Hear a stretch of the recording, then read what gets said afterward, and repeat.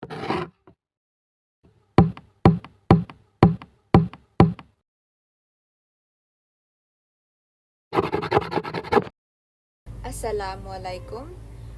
Hi everyone. Good day. My name is Shahanity Mastura from BSCD2B. Today, we'll talk about the topic I chose, which is the housing crisis.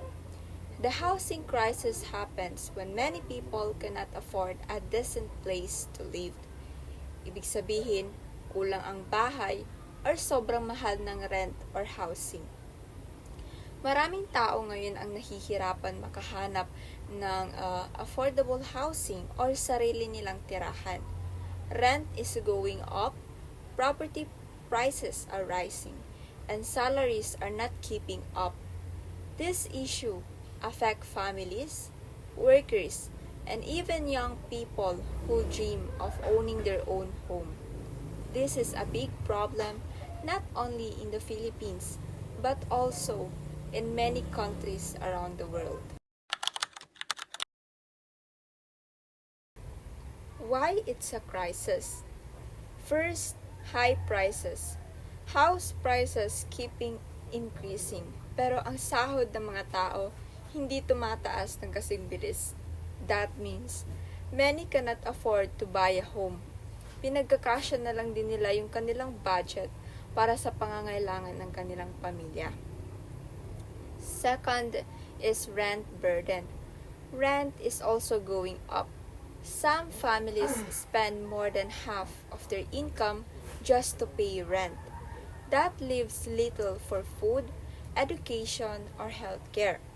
Sumasabay ang pagtaas ng price ng rent, that's why minsan kailangan pa nilang i-balance para sa iba nilang pangangailangan, para mapagkasya, or minsan wala nang natitira dito.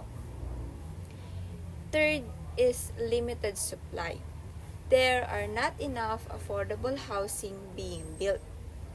Developers often focus on high-end projects kasi mas malaki ang kita nila about doon.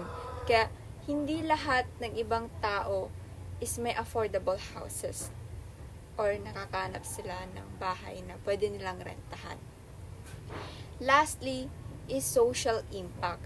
Because of this, people delay marriage, starting families, or even moving for better jobs sa kadahilan ng iniisip nila kung saan sila titira or manunuluyan kasama ang kanilang pamilya. Homelessness also rises when housing is too expensive. So, for example, some families live in informal settlements or squatters area. So, yung ibang pamilya is naninirahan sa isang lugar na hindi naman nila pagmamayari yung lupa na yon. Ganon, squatters area.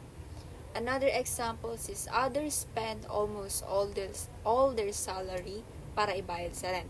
So nauubos yung kanilang sweldo sa pagbayad ng rent sa kanilang bahay every month. So, instead na napupunta siya sa pagbili nila ng pagkain or pambili ng mga gamot, is doon siya nauubos. So, imbis na it's improved their quality of life, doon nauubos yung income nila sa pagbayad ng rent or bahay. Pero let's be fair. Some people argue na hindi dapat tawaging crisis kasi may ibang solutions available. First, market adjustment. They say housing prices follow supply and demand. If demand is high, prices go up. Over time, the market can adjust. Second is government programs. Others point out na may government housing projects, subsidies, or loans that help low-income families. Pero hindi naman lahat is nakakakuha ng benefits doon. Hindi lahat nabibigyan. Lastly is personal responsibility.